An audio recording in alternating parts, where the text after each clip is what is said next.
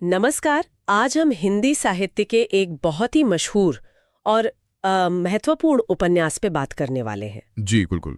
श्रीलाल शुक्ल का राग दरबारी। हमारे पास इसका एक काफी अच्छा विश्लेषण है। जी बिल्कुल।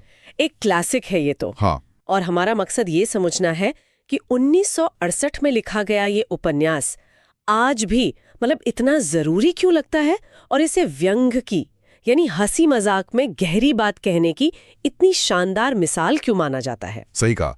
ये गांव के भारत की सच्चाई पर एक बहुत, आप कह सकते हैं, तीखी लेकिन मजेदार नजर डालता है। कहानी शिवपालगंज नाम के एक गांव की है। वैसे तो काल्पनिक है। हाँ, काल्पनिक, पर जैसा विश्लेषण कहता है ये असल में उस वक्त के और शायद आज के भी अनगिनत भारतीय गांवों का आईना है। बिल्कुल। पूरा माहौल, राजनीति, भ्रष्टाचार, वो छोटे बड़े सामाजिक दांव पेच, इनसे भरा हुआ है। और इसमें वो शहर से पढ़ा लिखा लड़का आता है, रंगनाथ। हाँ, रंगनाथ। और जब वो गांव की असलियत देखता है ना, तो उसके सारे आदर्श हिल जाते हैं। चलिए इसी पर थोड़ी और बात करते हैं। हाँ, और जो दिलचस्प बात है ना, इसमें विश्लेषण भी यही कहता है कि इसकी असली ताकत वो व्यंग्य है।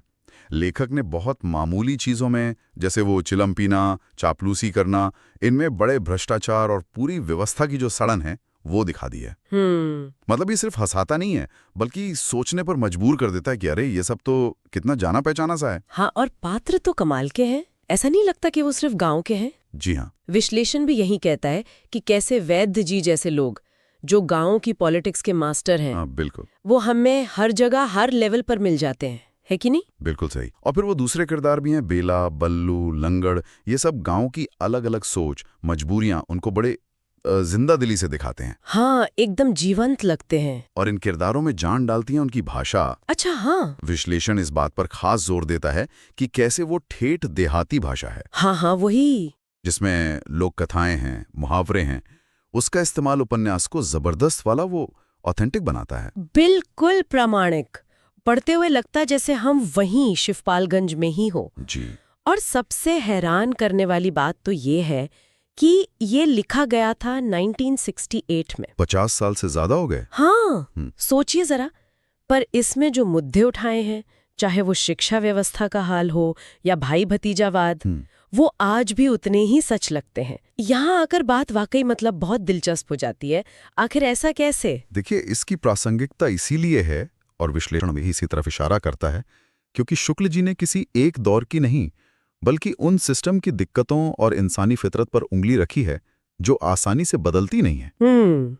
ये पैटर्न्स हैं जो चलते रहते हैं। हाँ बिल्कुल।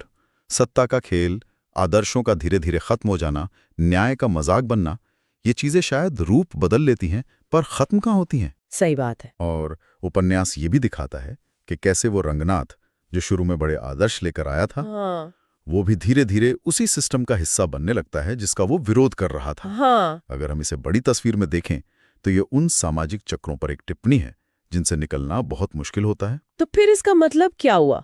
यही कि राग दरबारी सिर्फ एक उपन्यास नहीं है, ये समाज का एक्सरे है एक तरह से। बिल्कुल। जो हंसी के पीछे छुपी उदासी और कड़वी सच्चाइयों को सामने लाता है, खासकर गांव वाले भारत की वो परतें जिन्हें हम अक्सर देखना नहीं चाहते। निश्चित रूप से ये हिंदी साहित्य का एक मील का पत्थर है, खासकर जिस तरह इसमें व्यंग और गंभीर सामाजिक आलोचना को मिलाया गया है। स्रोत तो इसे भारतीय समाज और राजनीति की नब्ज समझने के लिए एक जरूरी किताब मानता है, वो भी हास्य और व्यंग के चश्मे से। विश्लेषण में एक और सोचने वाली बात कही गई है कि कैसे बदलाव की बात करने वाले भी अक्सर उसी सिस्टम का हिस्सा बन जाते हैं। हाँ, ये तो बहुत बड़ा सवाल है। जी, तो इससे एक अहम सवाल उठता है जिस पे शायद पाठक सोचता है कि क्या इस तरह का जो पावरफुल सटायर है, व्यंग है, वो सिर्फ हमें हंसाकर या हमें जागरूक करके छोड़ देता है, या वो सच में उस सिस्टम में बदलाव लाने की कोई चिंगारी भी पैदा कर सकता है जिसे वो दिखा रहा है, खासकर तब जब वो मुद्दे दशकों बाद भी वैसे के वैसे ही हमारे सामने खड़े हैं।